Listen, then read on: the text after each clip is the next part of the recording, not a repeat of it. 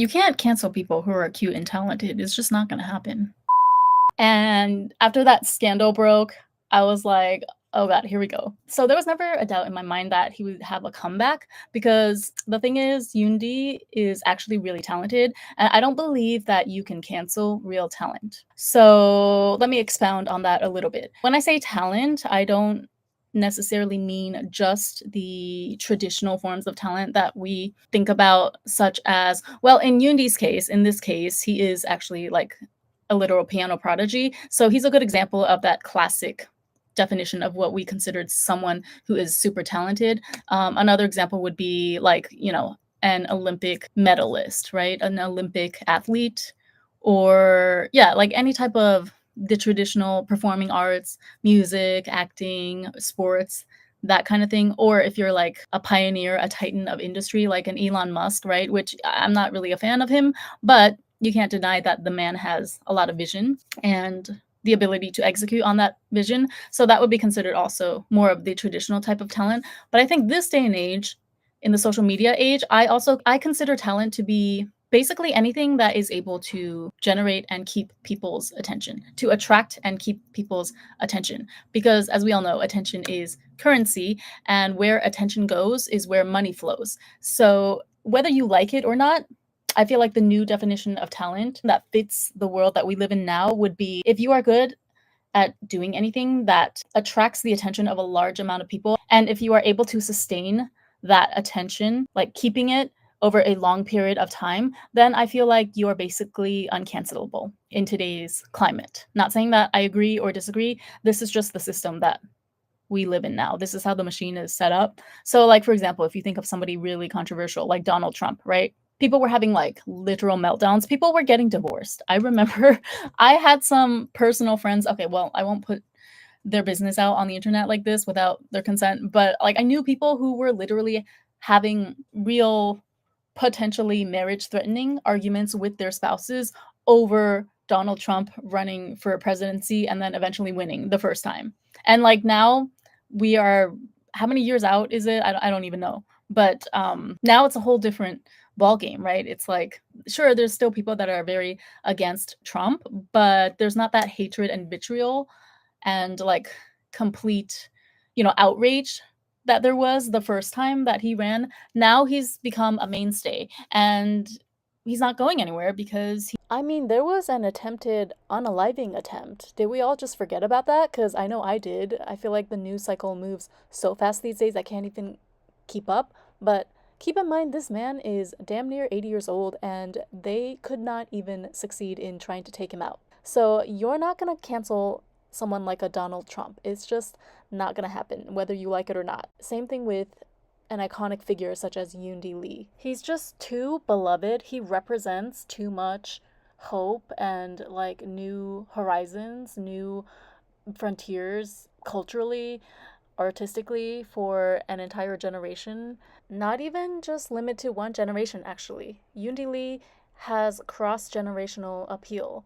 Like, you could talk to anyone on the streets in China, grandpas, mothers, fathers, young 8-year-old kids that are just starting out piano lessons. Everybody knows and loves Yundi Li.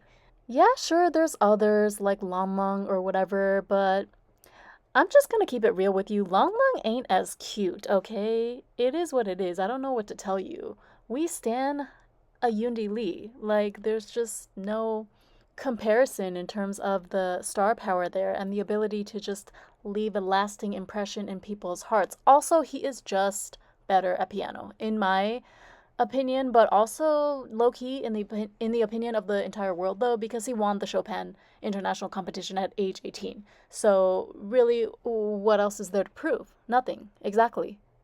He knows how to, again, draw and keep that attention on him for better or for worse. And so I would say that that's a talent, right? Anyway, where was I going with all of this? Yeah, so I believe that Yundi is one of those people, because he's kind of like, okay, we're a few years out, right? He's already 41 at this point, but I don't know if people forget that at the time when he won the Chopin competition, he was the youngest person in history. And I think people forget sometimes how much of a not just celebrity, he was like literally an icon. He was and is an icon at the time, and especially, in terms of PR for China, it was on the level of way that K-pop is now for Korea in terms of like this is one of the Yundi Li is one of China's biggest exports in terms of the whole soft power persuasion. So, yeah, I think people forget that sometimes because no, like it was a huge deal. I don't know if you guys anyone here who is into classical music or piano music. I don't know if you remember back in the day he was literally everywhere. He even appeared in a commercial with Taylor Swift. Say you remember me standing in a nice dress, staring at the sunset, babe. Say you remember me, even if it's just Your faves were not even collaborating with Taylor Swift like that back in the day, okay? Be so for real. Wan Li Hom who? Jay Chou who? Your faves could never. Like, Yundi was it. Yundi was more of a pop star than the actual pop stars. Put some respect on Lee Yundi's name. Like, why am I so gassed up? Is this what they call a delayed reaction? Because I was kind of like emotionless, or, I was just taking it all in at the actual concert, and now 2 days later, I'm like actually feeling all of the feels. Okay, but on a serious note, no pun intended, you guys know I really, really stan true talent. So, yeah, I do consider Yundi, and many other people too, not just me, I consider him to be a true musical prodigy.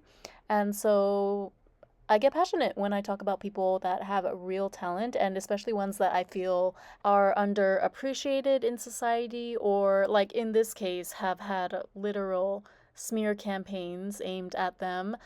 Again, even if the story was true, the thing is, okay, it's not the best look, right? Obviously, the squeaky clean Prince of Piano getting involved with Ladies of the Night and the receipts to prove it, allegedly. However, it's definitely not the worst thing either. I mean, especially considering that he's single and doesn't have any kids that we know of. Okay, please let's not have that be the next scandal that he has a whole secret family somewhere. But no, I think, yeah, like maybe he's not single, but we know as of now he's not married, right? And he doesn't have any kids. So what's the problem? I mean, if you ask me, at least he paid those women properly, like a real man should. So I don't know. This is almost making me like him even more because if you look at the state of male female relationships out here, it's not great, okay? Lots of dusties, lots of bums, lots of waste men out here. At least Yundi Li was paying a handsome fee. And also, it's so ironic how the people that are leaking and pushing this story, how many of those people are cheating on their wives in broad daylight and nobody calling them out for it because they just happen to be in favor with the right people or aligned to the right political causes? Very weird.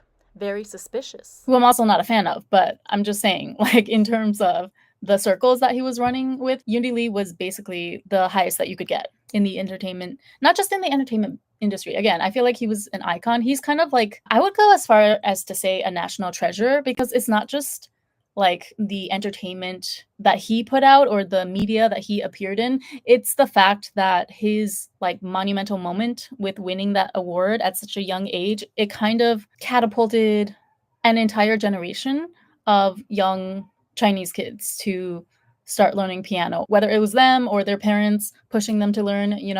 But it started this whole wave in China of parents sending their kids to piano lessons or any other classical instruments, and that being seen more as a viable path out of poverty or out of, into a better class, into better living conditions. Whereas up until then, I feel like it was more limited.